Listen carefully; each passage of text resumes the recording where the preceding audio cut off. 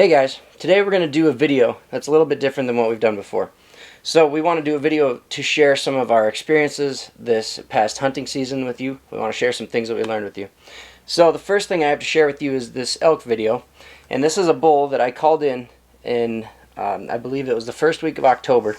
We had just got a fresh snow. There was no wind. It was the perfect night. You could hear bugles all around. And as you watch this bull, you'll see him. He's coming up and down a fence line, and you can tell that I have him, you know, he is on track. He's right on the line, so to say, and he is coming right in. He gets to this fence, he's running back and forth, he's bugling like crazy, he's putting a little growl in there, and I didn't want to call because he was only 42 yards at this point in time. So what I did was when he went behind a tree, I called real quick just to get him to get even more curious to where he just had to come over the fence, but he couldn't quite pin me down. He knew in the direction I was, he just didn't know where exactly I was. Now in this setup, the first thing that I did wrong was I set up on the side of a tree. So we had this nice small tree that was covering me and my wife, who was videoing, and we're on the side of it. Like, our camel's dark enough, we're blending right into the tree, and I thought we were perfect. I thought we were in a good spot. He was coming in on a trail that I had expected him to. So then, when he jumps the fence, he lays his head back and he bugles. And at this point, he is at 32 yards. Now, what I should have done was I should have drawn when he was bugling, because his eyes would have been lifted a little bit. He wouldn't be so focused on what was in front of him. And that's where I really messed up.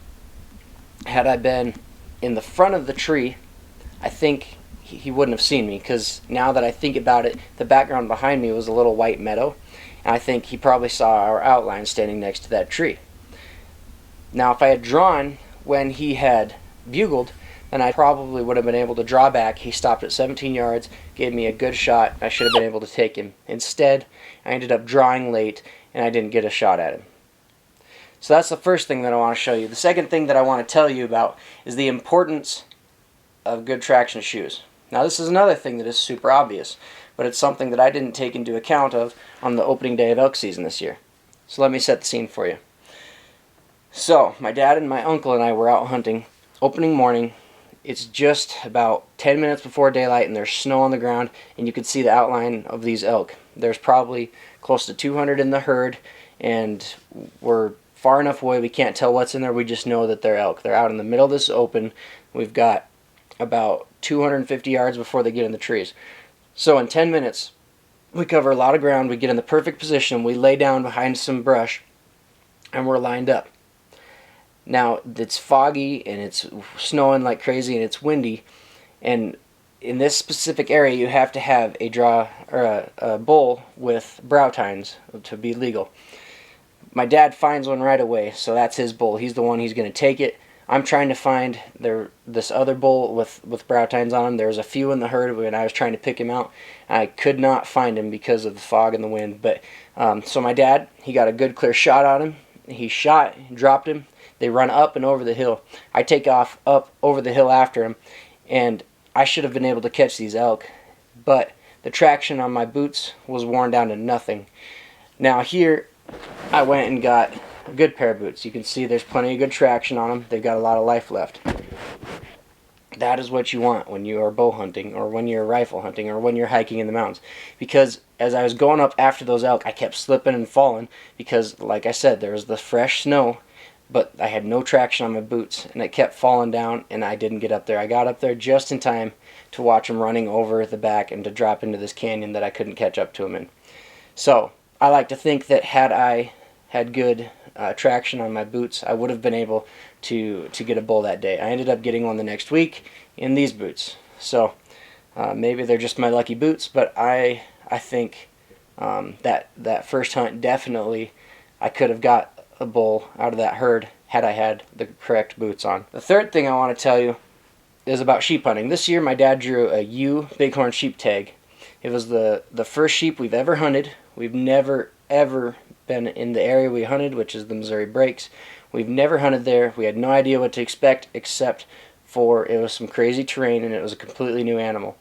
So we did a lot of research, a lot of watching hunts on YouTube and other on the TV and whatnot. We talked to people who had hunted bighorn sheep before. We kind of had some ideas of what we were walking into, but we didn't have that experience.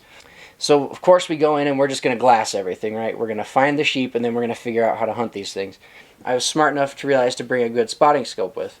It makes a huge difference, especially with them sheep. They blend in so well to that terrain up there. It just makes a big difference on being able to spot them, being able to tell the difference between a young ram and a ewe, which is actually very hard to do if you don't have a spotting scope unless you're super close. So those are 3 things that I learned this year. They're really obvious, but you don't really notice them until you get there and you're like, oh crap, this totally screwed me up not having this or having the wrong thing. So yeah, I hope you guys can learn a little bit from this video.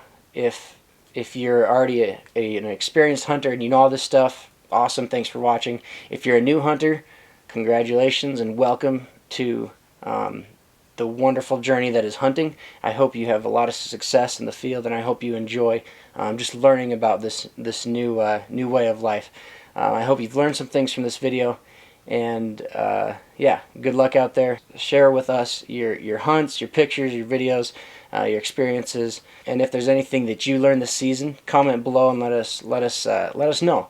You know, there might be some things that we can learn from you. Obviously, we're not professional hunters, and we're always open to learning. So if you have some tips that can help us, let us know. We want to learn, we want to grow, and we want to become better hunters. You can follow us on Instagram at Bugle Ridge Outdoors. You can follow us also on YouTube at Bugle Ridge Outdoors. Subscribe to our channel. Keep up with our videos. See what we're up to. You can watch our sheep hunting video.